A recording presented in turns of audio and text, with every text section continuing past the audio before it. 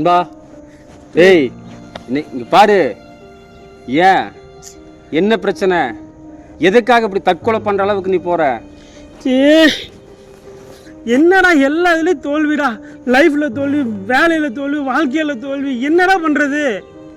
என்னதான் அப்படி தோல்வியாச்சு? என்னால ஒண்ணுமே சக்சஸ் பண்ண முடியலடா. எல்லாத்துலயும் ஃபெயிலியர் ஆயிட்டே இருக்குடா. எதுக்குடா வாழ்ந்துட்டு? அதுக்காக தற்கொலை பண்ணிட்டு எல்லாம் சரியாயிருமா? பிடிக்கலடா வாழ்க்கை, செத்துறலாம் போல இருக்குடா.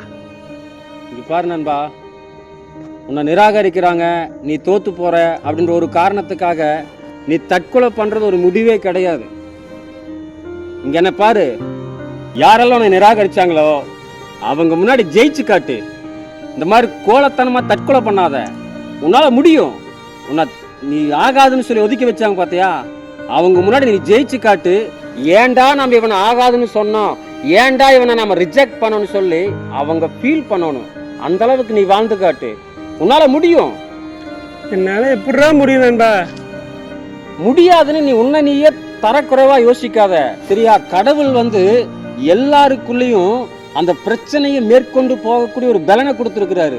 நம்ம தான் என்ன நினைச்சுக்கிறோம்னா, ஐயோ என்னை யாரும் பிடிக்கலான்ட்டாங்க, ஐயோ நான் தோத்து போயிட்டேன், ஐயோ எல்லாரும் என்னை வெறுக்கிறாங்கன்னு சொல்லி சொல்லி நமக்கு நாமே தாழ்வு மனப்பான்மையை கொண்டு வந்துடுறோம். ஒரு நிமிஷம் நீ நிமிந்து பாரு, குனிய குனிய குத்திட்டே இருப்பான்.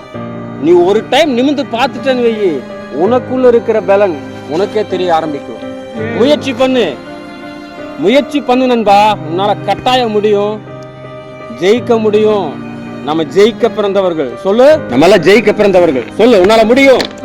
முடியும்டா, கண்டிப்பா ஜெயிப்பேன். ஜெயிப்பேன்டா. இனிமே தற்கொலை பண்ணுவேன்? சத்தியமா பண்ண மாட்டேன்டா.